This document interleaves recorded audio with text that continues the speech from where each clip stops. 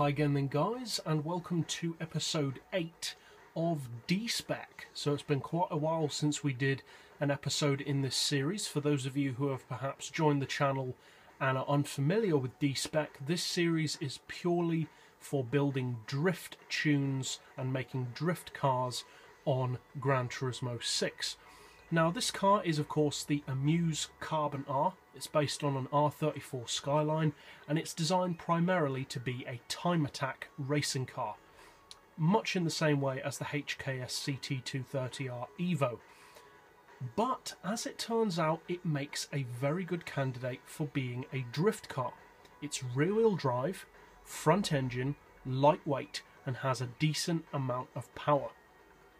So, as always, I'll show you first of all what I've done to set up this car for drifting, and then we'll take it out to the track to see how it drives.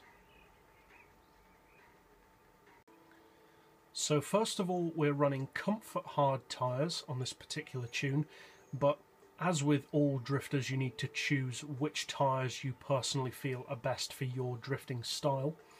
For the brakes, we've increased the front to 6, reduced the rear to 4. For the ride height, we've got that as low as possible. Springs we've increased to 1275 and 1075. Dampers to 5, anti-roll all the way up to 7. Quite a lot of camber, but not as much as many of my other drift setups on 4, front and rear. Neutral toe as usual. For the gearbox, obviously it's not a high performance tune, so we've got a simple gearbox setting of an auto setting of 180.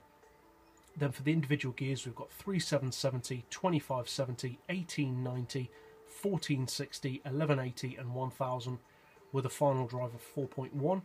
For the diff, we've got the highest initial torque, highest acceleration and lowest braking sensitivity. You want your mid-range RPM turbo to help you hold those drifts. Downforce you want as low as possible, and then we've got a 155 kilo ballast, and we've put that all the way to the front of the car so that we can really get the back end out on this Amuse Carbon R. So that's it for the setup. Relatively simple setup, not that many things that you can do to the car. You can of course fit NOS to help you with drifting. I've chosen not to do that, but that's down to personal preference. So now let's go out to the track and see how it drifts. Now, as we mentioned in our intro, the Carbon R is primarily designed to get around a track as fast as possible, not as sideways as possible, so it's not really an obvious candidate for turning into a drift car. But as it turns out, it does make an excellent drift machine. Now, I'm not saying that it's necessarily the best drift car of this series, but I will say that it is a very good car, I think, for beginners, because it's very easy to initiate a drift with this car, and easier than many to hold the drift with. You pretty much just turn and floor it. Now, it won't necessarily get you the most drift points, obviously that's dependent on the driver as much as anything, but it will certainly at the very least introduce you to the physics of drifting, if nothing else.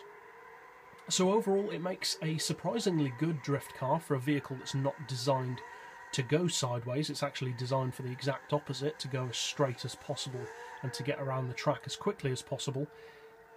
And overall, it helps that it looks the part as well. It looks like a D1 GP machine and is just an inherently cool car. It's a Skyline, which is cool, and it's completely made of carbon fibre, which is awesome. It doesn't even have headlights. That's how focused on its goal it is. So I hope you guys find this tune setup fun and potentially competitive, and I'd appreciate feedback on how you find the car for drifting. And that's it for this episode, so I'll see you guys next time, and as always, thanks for watching.